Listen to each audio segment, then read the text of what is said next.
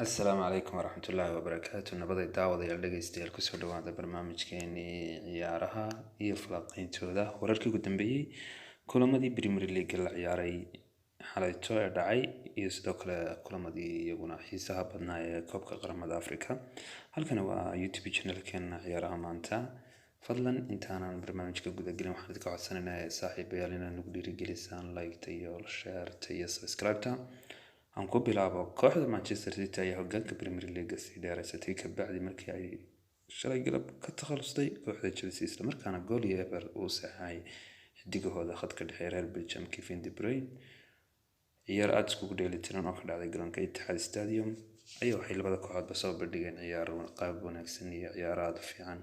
ugu dambeyntii ciyaarta waxaa jabiyay derbigaadka 70 daqiiqo markii madaxa la gashay kooxda Manchester City waxaana u saxay goolka guusha Kevin De Bruyne xidigooda khadka dhexe.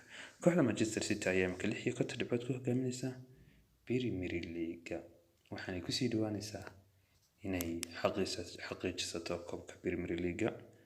dhanka kale kubigaas ka garanaysan reer Manchester United waa baraajo galayaan waxa ay 2-1 ku hogaamin kooxda uu la maamulo liigii hore Liverpool Steven Gerrard isla markaana 2 gool oo kala yimid labadu waxay ka yimaadeen xidigaha khadka dhexe ee Portugiiska iyo kooxda Manchester United ee lagu magacaabo Bruno Fernandes.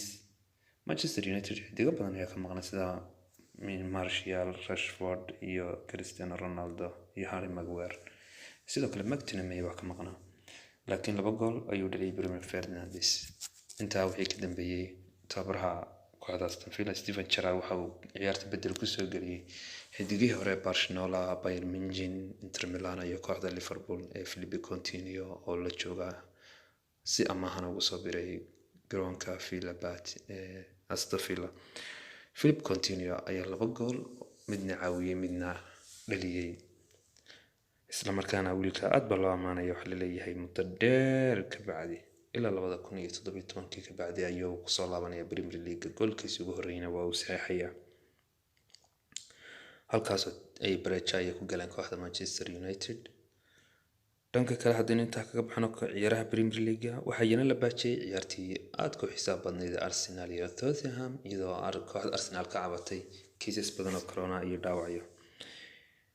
xulka qaranka Nigeria ayaa xaqiijistay u bixitaankiisa 16 ka bacdi markii uu garaacay xulka Suudaan oo 3 gool ku kharajay 6 dhibcood ay ku hogaaminaysaa groupkeeda. waxayna xalay badisay kooxda xulka wadanka Masar oo ka badiyay Guinea Bissau. Mohamed Salah ayaa goolkiisa ugu horeeyay Afrika ee koobkan saxeexaya isla markaana noqonaya goolkii ugu horeeyay xulka Masar dhaliso 9 daqiiqad gool uu saxeexay ay guusha ku gaareen waxaanay koogay 3 dhibcood ay ku qaateen kaalinta labaad ay ku jiraan haddii ay Suudaan dhaafaan oo ay ka badiyaan ama baraajo la galaan Nigeria ay Guinea Bissau barajayso sidaas ayay ku baxaysaa xulka qaranka Masar kuna tagaysaa 16. ciyaar aad u xiiso badan ayaa dhici doona maanta waxaana ugu soo horeeya ciyaaraha Premier League sida Liverpool iyo Brentford. Liverpool waa ogtiin Mohamed Salah, Sadio Mane iyo maxay ahayd Naby Keita waxay kaga maqan yihiin koobka Afrika. way iska galab Liverpool liigii fariheeda oo kasii baxaya oo Man City dhibco badan bay kaga horeysaa walow ay 2 ciyaar dheeri leeyihiin. wanaag doona wax ka soo baxa dhanka kale koobka Afrika ciyaarta ugu muhiimsan waa Algeria iyo Equatorial Guinea oo 4 galabnimo soo galaysa Mahrez iyo ciidankiisa oo ciyaarayaan. inta ay ku soo gabagabeynaya